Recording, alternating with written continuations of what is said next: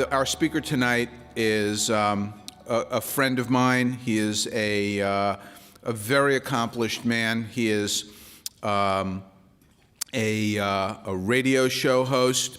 He is a TV personality. He's a former candidate for president of the United States. He is a businessman, and that's really why he's here tonight, because of his expertise as a businessman and his involvement in healthcare that dates back over 2 decades. And he's been talking about healthcare. It's one of his core issues. He was the head of the National Restaurant Association. He's a former CEO of Godfather Pizza. His accomplishments, I could go on, but everybody has a book on their chair that he wrote that is that we've ordered for everybody, which is The CEO of Self, one of the many books he's authored. But this is a book that is really timeless, because it is a book about empowerment, and that's why we asked him to come and speak to us tonight, because what y'all are doing, what many have not yet done because they're not sure, and what some people are just on the fence doing and are hoping that it's the right thing, it is the right thing, and this is it's a scary journey, and you need to have the inner courage and strength to handle it. And there's nobody I can think of better than Herman Cain to help give you that encouragement. So, without any further ado, please welcome Herman Cain. Thank you for inviting me. Thanks for the introduction, Dr. Hal. I have a lot of friends in this room, so this is not like I don't know a lot of people here, and it's good to see Grace Marie, who spoke to you earlier this afternoon. We have been fighting this healthcare fight since the early 1990s. She helped me and my organization, the National Restaurant Association, defeat Hillary Care, and we thought it had gone away. But Grace Marie and I talked and said, no, it's not going away. Democrats, if one thing, they are patient. You see what they are trying to do now? They waited until 2010 before they shoved Obamacare down the throats of the American people. They were back with a vengeance. And that's what led to the downfall of the profession you thought you went to school for. This afternoon after lunch, I went and got a cool beverage at the pool bar. I didn't go swimming. And there was a gentleman sitting at the bar, didn't know him, and I sat down and we just started talking. We had talked for probably about 20 minutes. And he was a little leery about getting into politics because at first he didn't know me. He didn't know whether I was conservative, liberal, or whatever. And so finally, about 20 minutes into the conversation, he said, oh, by the way, my name is Darryl. I said, my name is Herman. He froze. He said, no shit. I said, yes, shit.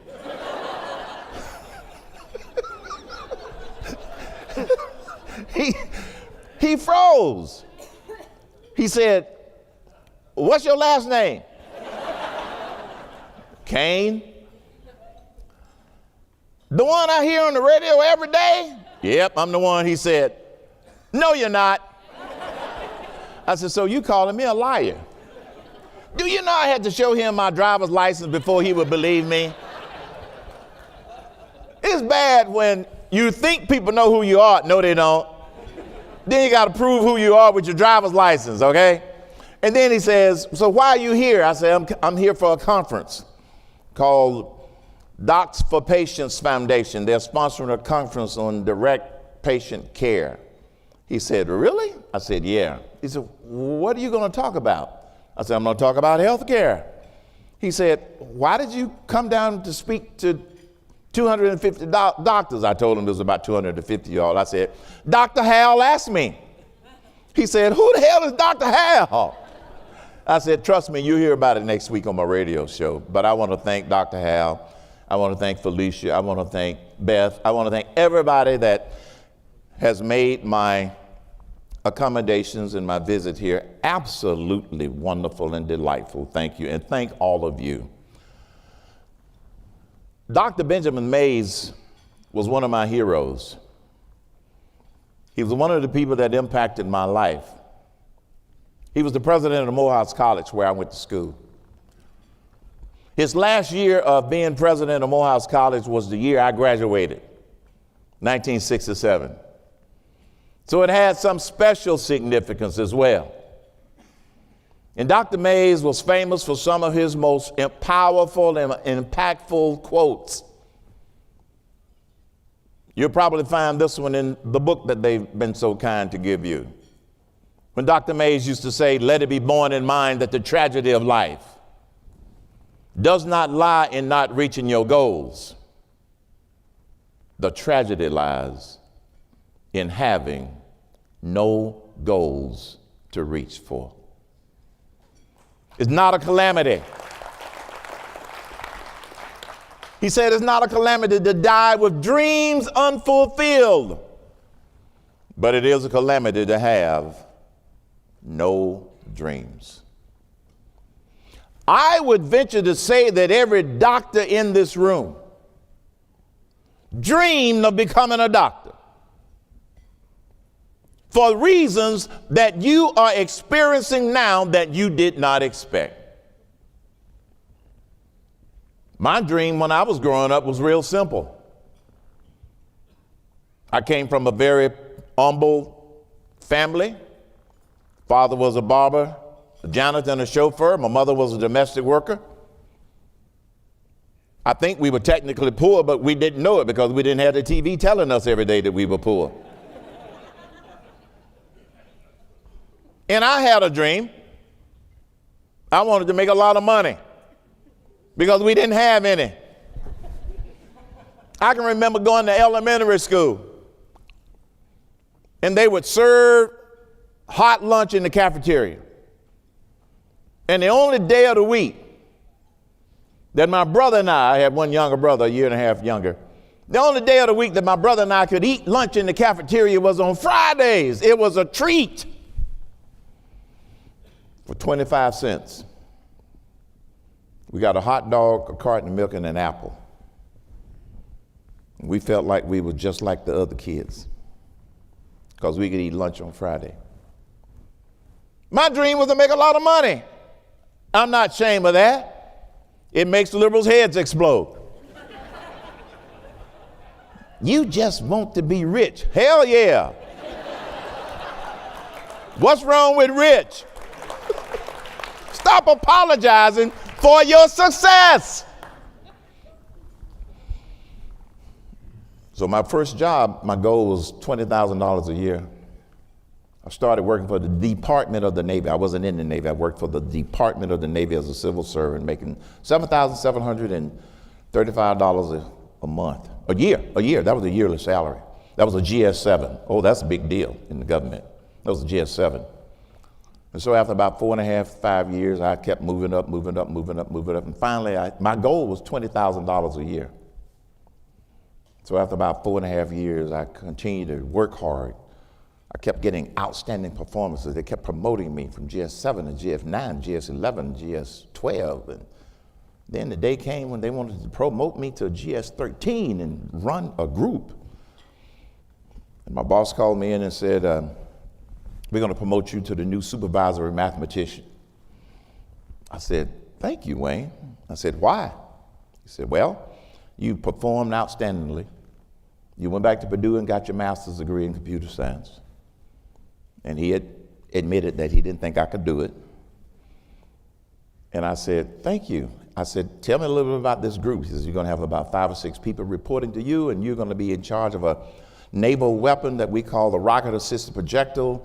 And we got a very demanding timeline that you got to get all of this done with those 5 or 6 people, but you're going to be the supervisor mathematician in charge, and you're going to be promoted to GS-13. And I said, well, thank you for the confidence.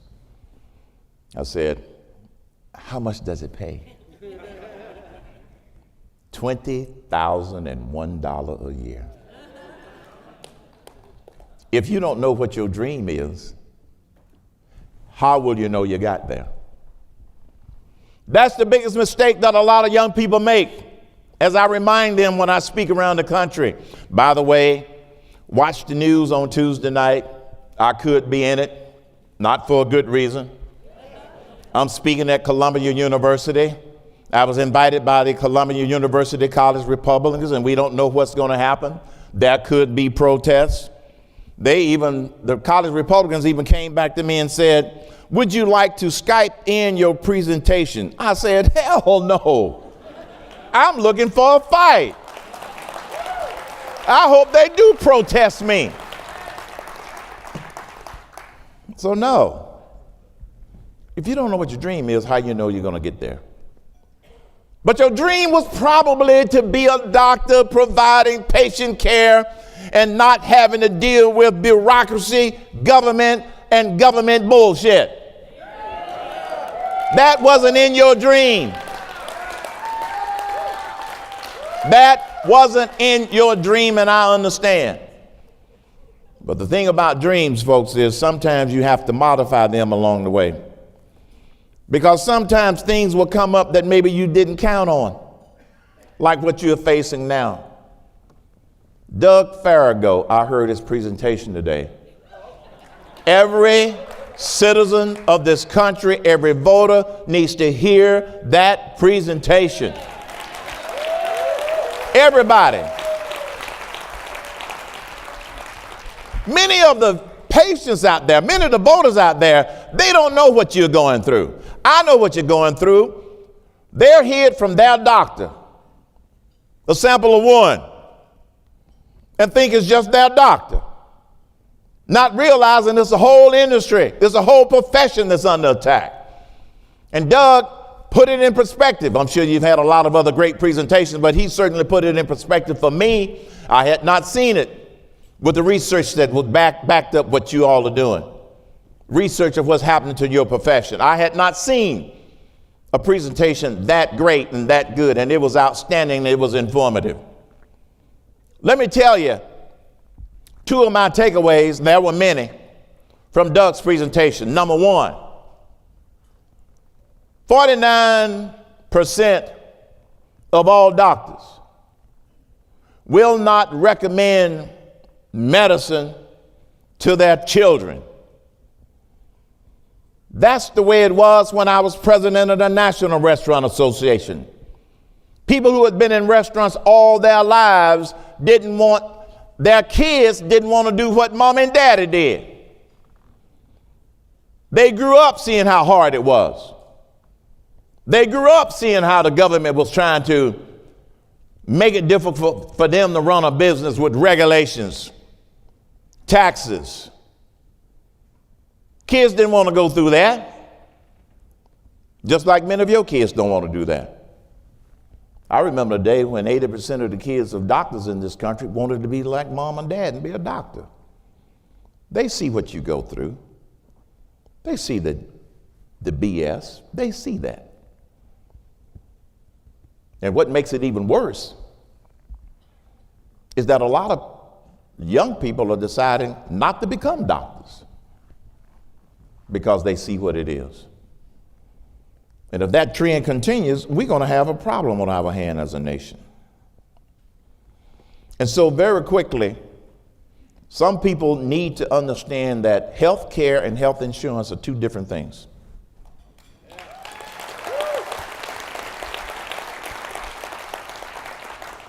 All you hear about in the public narrative is they call it health care reform.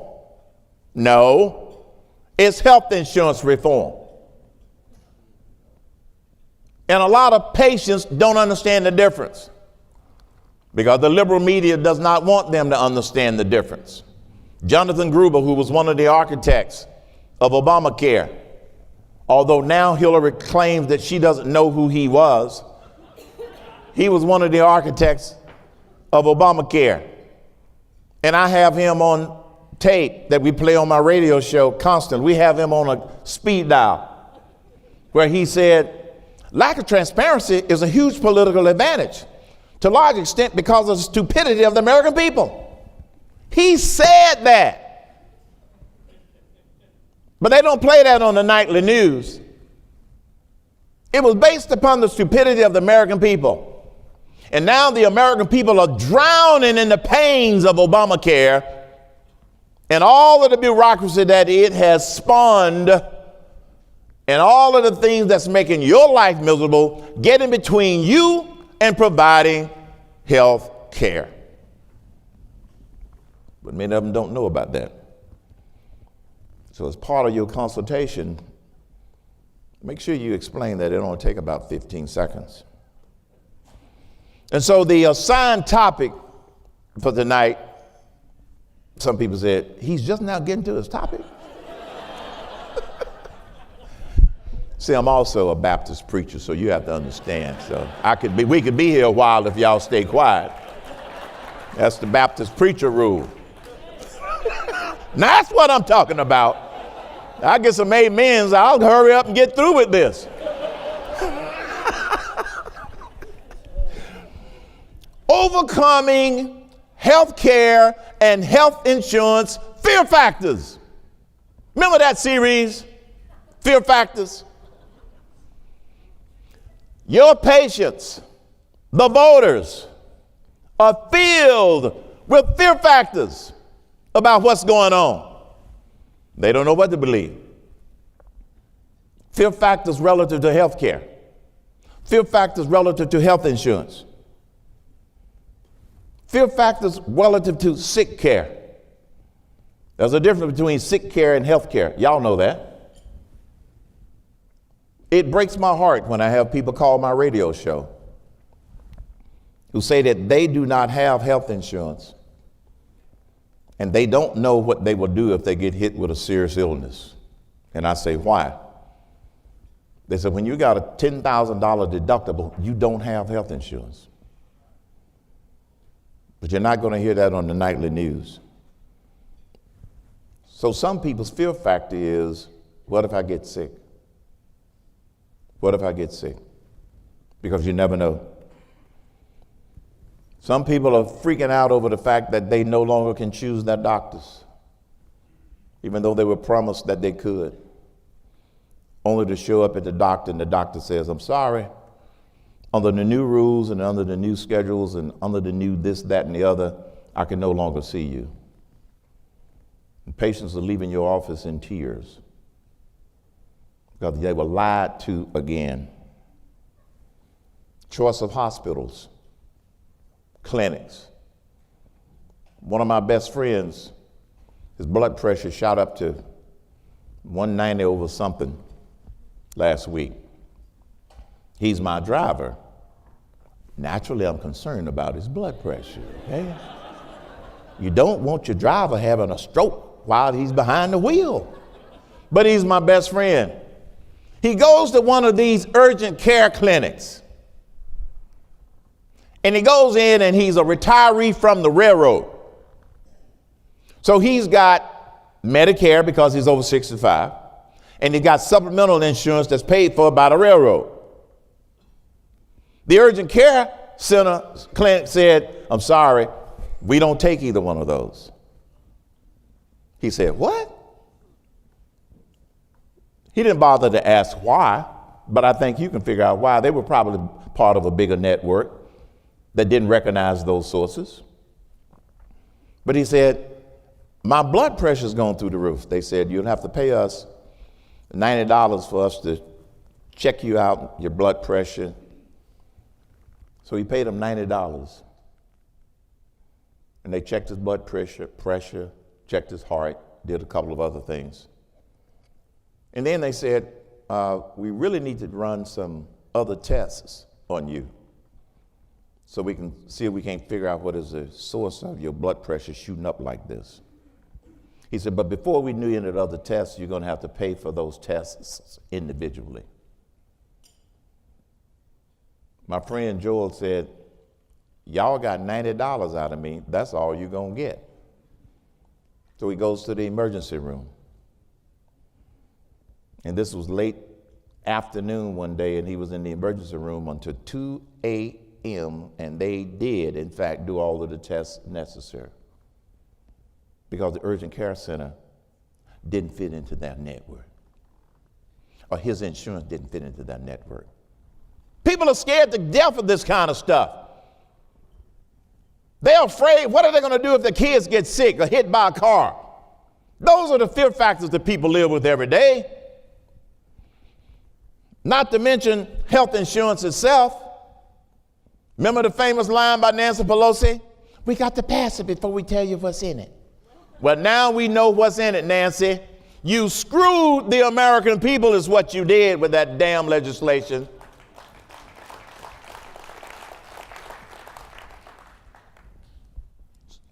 And I didn't know until after they passed it that the health insurance companies were in cahoots with the government. We didn't know about that. Something that they call risk card. They give it a fancy name, Dr. Hal, to keep us stupid of the facts. Many of y'all probably know what that is. Risk card is the term they use for a fund that they divvy up to the insurance companies if they don't make as much money as they thought they were going to make. I wish I had a gig like that. Risk carders. Now, many of you may have heard that yesterday, President Donald Trump declared that we will no longer fund risk carders for insurance companies. Let them stand on their own 2 feet and compete like everybody else. This is why they go gaga anytime the president and his administration want to do something to help the situation. The insurance companies are standing there saying, but wait a minute, you can't get rid of the risk carders. Pharmaceutical companies are standing there saying, but wait a minute, we got to get our subsidies or we're going to have to jack up the prices on the consumers. That's why the whole system is so messed up. So those are fear factors. Premiums for health care, deductibles. And here's the biggest fear factor: government regulations. Government regulations. Obamacare was passed in 2010. This is 2017. And until this president got elected president of the United States, nobody really knew what was all in that legislation. There are 2 experts who knew more about what was in that. Grace Marie Arnett's one of them. And Betsy McCoy is another one. Those are the 2 Sally Pipes who you know. Those are the 3 people on the planet who read that whole silly legislation and know all of the ins and outs of it. The American people don't have time to do that. They're trying to raise their kids, save for college, put food on the table, keep a job, the very basic stuff. And so every day since 2010 leading up to 2017, we learned something else about what's it doing to doctors, what's it doing to patients. So there's a whole list of fear factors. I got 3 solutions I'm going to propose. But first, let's make sure that you know some of the things that have happened most recently. First, Susan Collins, Lisa Murkowski, and John McCain single-handedly stabbed America in the back. It didn't have to be a great solution, but it was a good start. Now, we know that Susan Collins and Lisa Murkowski were never going to be satisfied with anything. If it's not perfect in their mind, they always vote against it. But then John McCain, out of almost nowhere, cast the deciding vote such that Vice President Pence could not pass the Senate version. It still was going to have to go back to the House and they fight it out. It wasn't perfect, but it was a start. And Senator John McCain took it upon himself to stab America in the back. I have said it publicly. I've said it on TV. I've said it in interviews. I've said it in print. And it's undeniable. And then when he stabbed America in the back, liberals like Chuck Schumer said, "Thank you, John McCain. Thank you, John McCain." he became an official entrant on my rhino list that we will address later. But folks, we now have a president that is trying to lead from the top. We, your patients, are going to have to apply pressure from the bottom. When he signed that executive order yesterday, it reestablishes choice, reestablishes competition, raise the caps on HSAs, everything opposite what the previous administration wanted to do. Is it going to drive down premiums overnight? No. Is it going to drive down premiums over time? Yes. And then here's the big one that really caused liberals' heads to explode. Grace Marie probably talked about it earlier. No more subsidy payments to the insurance companies. You know what that's going to do? It's going to force them to compete. They're going to bitch and moan about all of the people that are going to be left out in the cold because the insurance companies can't give them low rates. Here's what they don't tell you. The insurance companies don't have to use those to lower rates if they don't want to. They can use those subsidies to pad their P&L if they want to. Like Jonathan Gruber said, it's based upon the stupidity of the American people. And President Trump, and here's what the people don't know. By not paying those subsidies to the insurance companies, President Trump is following the law. The law. Those are not legal payments. And a court determined that they were illegal payments. But did you hear about it in the mainstream media? No. I'm not mad at y'all. I just get passionate about this stuff. You understand? I cannot. My wife says, Herman, you got to stop sounding like an angry black man. I said, baby, I'm angry and I'm black. And this is one of the issues that gets me going because it impacts everybody in this nation, all 326 million of us. Health care, health insurance, tax cuts and simplification affects all 326 million of us. That's why I get so passionate about this when I'm talking about it, either live or on the radio. Here are 3 suggestions. Encourage your patients to navigate their health and their health care. We were spoiled for decades. We'd go to the doctor, and the doctor kept track of our treatment, and you developed that level of trust, and the doctor could tell you some things that you forgot. The system is too complicated now. 11 years ago, I learned what the word navigate your health care meant. I didn't know prior to 11 years ago. 11 years ago, I was diagnosed with stage 4 cancer. It was in my colon and my liver. I didn't even know what stage 4 was. I never heard of stage 1, 2, and 3. Stage 4 cancer. And I learned to navigate my own health care when I went to see my primary care physician, and he said, yep, you had a tumor in your colon that ruptured. Y'all know what a tumor looks like when it ruptures. I was on a business trip getting ready to give a speech at Whirlpool Corporation. It ruptured. I went ahead and did the speech, went back home, went to my doctor the next day, and he said, you need to go and get a colonoscopy, but I'm pretty sure that it's cancerous. Got a colonoscopy within a week, not a month, because the bureaucrat didn't have to decide when I could get the colonoscopy. Got it within a week, got the colonoscopy. It was painless. And then the guy comes out with the worst bedside manner on the planet. Mr. Cain, the colonoscopy reveals that it was a tumor that ruptured, and we're going to send it. We're going to take it and do a biopsy, but I'm pretty sure it's cancerous. Your next step is to go see a surgeon so they can determine how much of your colon will be resectioned. What the hell is that?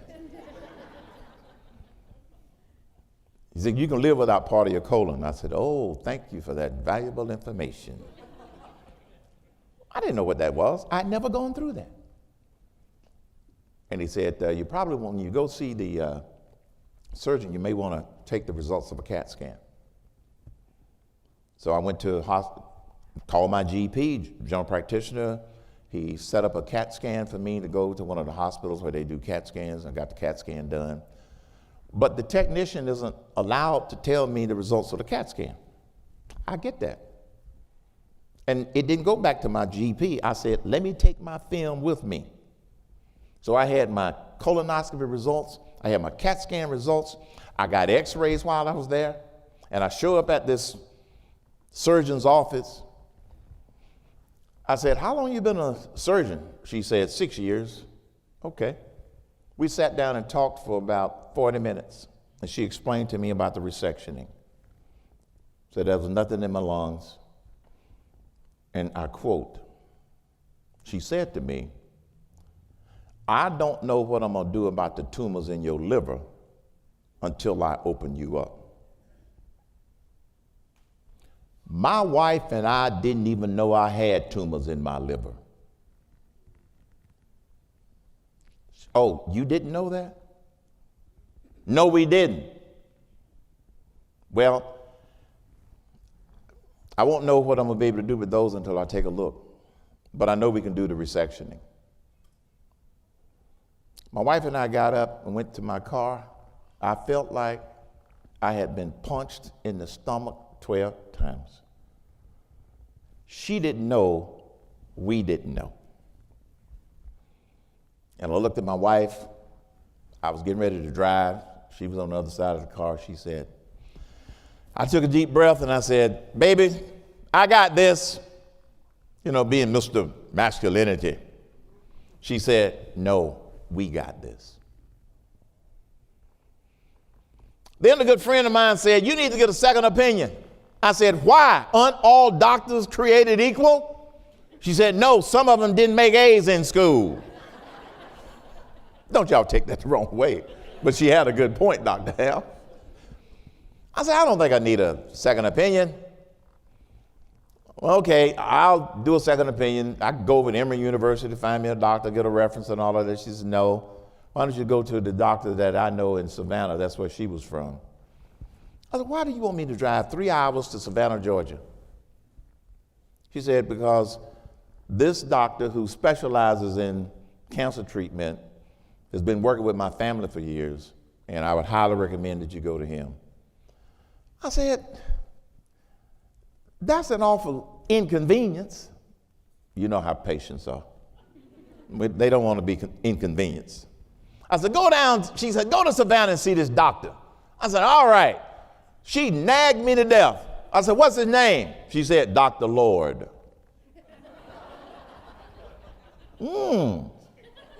How do you spell that? L-O-R-D. I'll be there Monday morning. I told you I was a Baptist preacher. I'm a man of faith.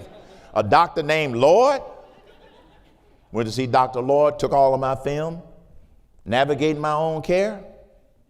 Nope, didn't have the doctor's office send it. Nope, I took it myself, navigating my own health care.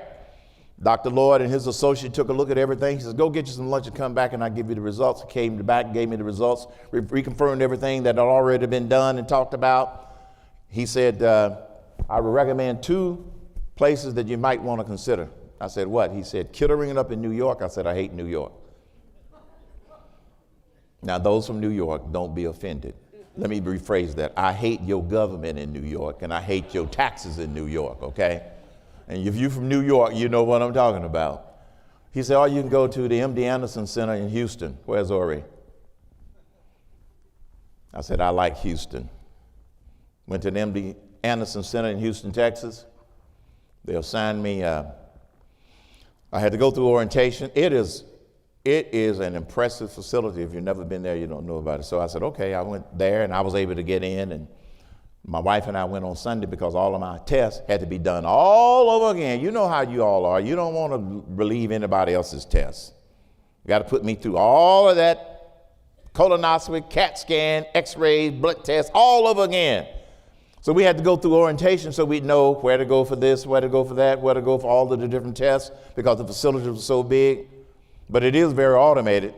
Every doctor could pull up your records no matter where they were because they put them into the system. So that was very impressive. They were kind of on the cutting edge of digital technology, using it to basically make sure that all of the specialists that you needed had all of the same information. So we go for orientation that night, and they went through a stack of stuff. We had to sign some forms and all of that. And we had been assigned a lady to do the orientation, that she was tied up with another patient and another couple. So the lady that was the receptionist said, she's going to be a while, so I'm going to take you all into the conference room and give you your orientation. We said, thank you. So you all don't have to, stay up late and you can go get some dinner because we know you got tests tomorrow. I said, I start fasting in about 2 hours, so can you do this fast? We go into the room and we start talking, and she starts going through all of the information. And I said, by the way, thank you for taking your time to do this for us. I'd kind of like to know what your name is. She said, oh, I'm sorry, Grace. Do you spell it Grace as in amazing grace? She said, yes. My wife and I looked at each other and we just said, thank you, Lord. Grace walked us through the orientation. Then they randomly assigned us a surgeon, randomly assigned us an oncologist. We went to see them after we got all of the tests. I went to see the surgeon who was going to do the surgery if he determined we were going to do that. They now had all the information in the system. And his name was Dr. Abdallah. So I asked his PA, see, I had to learn the lingo. I didn't know what that was. Physician's assistant. Where's he from? She said, oh, he's from Lebanon. Do they have any Christians in Lebanon? She said, oh, yeah, he's a Christian. Whew, good. I felt a little bit better. Met with Dr. Abdallah. He went through everything. He says, Mr. Cain, he said, the resection is not a problem. He said, but the liver, you only have 20% good liver. He said, the good news, if there's any good news, that all your tumors were off on one side. You got 20% dangling over here that's still good. He said, but that's not enough for me to operate and take out 80% of your liver. I said, what do you need? He said, 30. He said, so we're going to do something called a portal vein embolization. I'd never heard of that. Y'all know what that is. They did a portal vein embolization that same day, cut off the blood flow to the bad part, let the blood go to the other part and all of this. This is more stuff than I ever thought I would learn about medicine. Came back in a month and I had 30% good liver, 70% bad liver. He says, okay, we can operate. And I said, okay. Went to surgery. He said, okay, here's what we're going to do. We're going to take out 30% of your colon, 70% of your liver. I said, great. I think. I said, but doc, how am I going to live off of a sliver of liver? He said, it's the only organ in the body that regenerates. I didn't learn that in 10th grade biology. I must have missed that class. I said, now how, since the resectioning was on this side, this won't gross y'all out because you're doctors, okay? The resectioning was on this side. The liver removal was on this side. I said, so is that 2 operations? He said, no. I said, how are you going to do it? He says, 1 operation. He said, I'm going to start at your sternum. And he hit me in the chest. He said, I'm going to cut you in the shape of a J. As in J-E-S-U-S. He said, yes. Hal, I'm not making this up. And I'll be able to take out the colon and the liver. Long story short, the surgery was successful. Then I had to go through 2 intensive months of chemotherapy. That was 11 years ago, and I'm out here yelling at y'all tonight.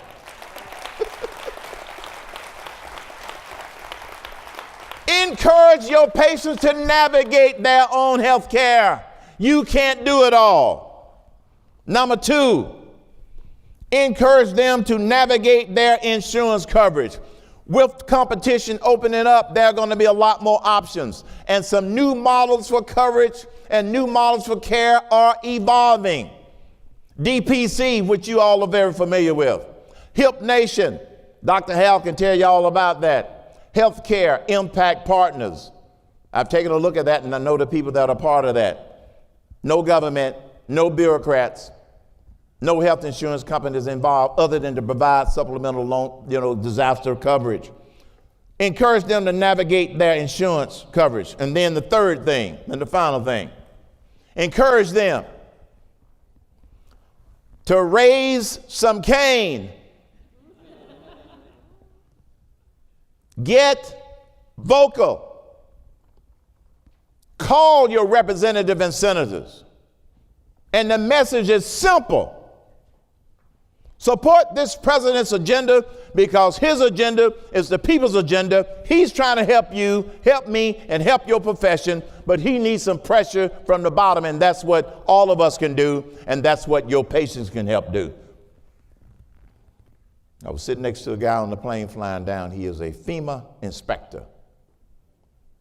And he kept making statements about what's going on and said, well, my little voice doesn't count. My little voice doesn't count. My little voice doesn't count. I said, yes, it does. Most of your patients don't think that voice counts. They don't think it counts. Yes, it does. And if they want to know more about Raise Cain, tell them to go to the website of that guy, Herman Cain. Go to hermancain.com. We spell it out for you. It's an acronym. Call your representative. Ask them to support the president's agenda because it's the people's agenda. Ignore the liberal negative media and never stop calling. You're not going to get anything done, folks, with one phone call.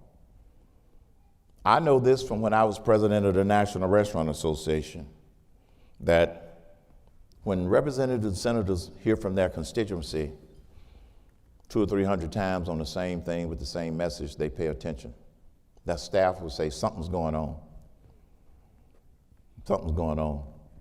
I'm going to tell the world about DPC. I'm going to tell the world about HIP Nation. I've been talking about docs for patients ever since Hal started the organization when I had a nighttime radio show. They just need to know that those are out there, folks. And so I'm going to spread the word. But Doug said it best today. You're not going to solve this thinking that is a simple solution. And the other takeaway that I got from Doug's presentation that I love is that if you look at the three legs of this stool, now the administration is a different issue. That could be a fourth leg. You got government, you got health insurance, and then you got patients. And with that complicated mathematical expression he had up there, if you get rid of government and insurance companies, you can solve the equation. That's what I do on the radio every day. I attack insurance companies and I attack the government. Y'all got to work with the patients. And together we can win this fight to take back our health care and our health insurance system.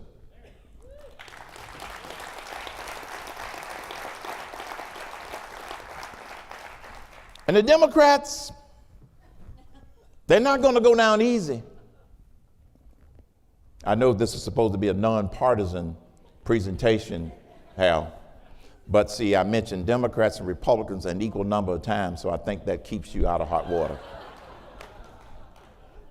They're not going to go down easy. Because the one thing I've noticed about the Democrats in Congress is that even if they're wrong, they stick together. Even if they're wrong. Even if the Republicans are right, they can't stick together. So here, this is why I say the people got to raise some Cain. Because they think we are not paying attention. And they think that by November 2018, we will forget. A lot of people will forget. But not if you remind them. I'm going to remind them. The closer we get to Election Day, I'm going to remind them how they've been lied to. Explain to them the reasons why they don't have any health insurance that they can afford. So your profession is under attack, but you can win this fight only if you believe that you can. A poet once wrote, if you think you can't, you won't. If you think you dare not, you don't. If you'd like to win, but think you can't, then chances are you won't. Life's victories don't always go to the fastest, the swiftest, the biggest, the smartest, man or woman. But sooner or later, the one who wins is the one who believes he or she can. Let's win this sucker, y'all.